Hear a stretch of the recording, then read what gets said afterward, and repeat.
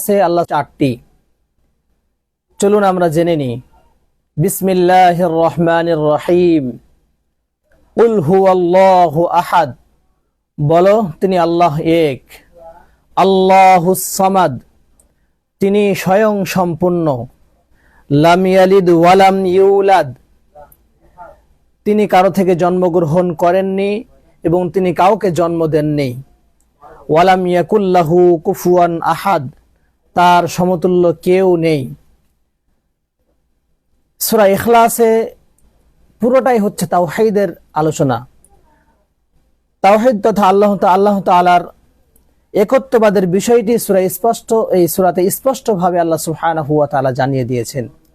সূরা ইখলাসের সারমর্ম হচ্ছে আল্লাহ তাআলা অতুলনীয়, তার প্রতি ঈমান আনতে হলে তার গুণাবলী জেনেই ঈমান আনতে হবে। তিনি কারো মুখাপেক্ষী নন, সকলে তার মুখাপেক্ষী। সূরা ইখলাস এমনই একটি সূরা, একবার পাঠ করা কোরআনুল কারীম 10 পারা সমতুল্য পাঠ করার সমান।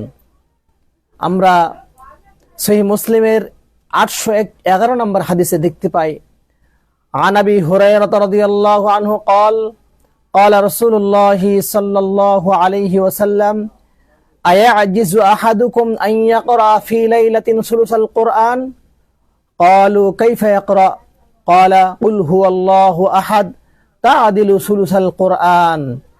প্রখ্যাত সাহাবী আবু হুরায়রা রাদিয়াল্লাহু তাআলা আনহু বর্ণনা করেন, তিনি বলেন রাসূলুল্লাহ সাল্লাল্লাহু আলাইহি ওয়াসাল্লাম বলেছেন, তোমাদের মাঝে কেউ কি আছে এক রাতে কোরআনের 1/3 পাঠ করবে? সাহাবীরা বলল, ইয়া রাসূলুল্লাহ, কিভাবে সম্ভব?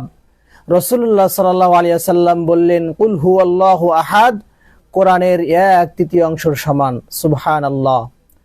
তাই কোরআনুল কারীম 30 পারা পাঠ করা আর সূরা ইখলাস 3 বার পাঠ করা সমতুল্য। সুবহানাল্লাহ। তাই সূরা ইখলাসকে আমরা বেশি বেশি পাঠ করব, ভালোবাসবো।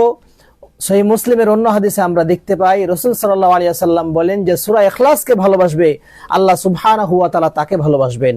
তাই আল্লাহ সুবহানাহু ওয়া তাআলার ভালোবাসা পেতে হলে, আল্লাহ সুবহানাহু ওয়া তাআলার উপরে খাঁটি ঈমান আনতে হলে, স্পষ্টভাবে আল্লাহ সুবহানাহু ওয়া তাআলাকে জানতে হলে, মানতে হলে সূরা ইখলাসের বিকল্প নেই।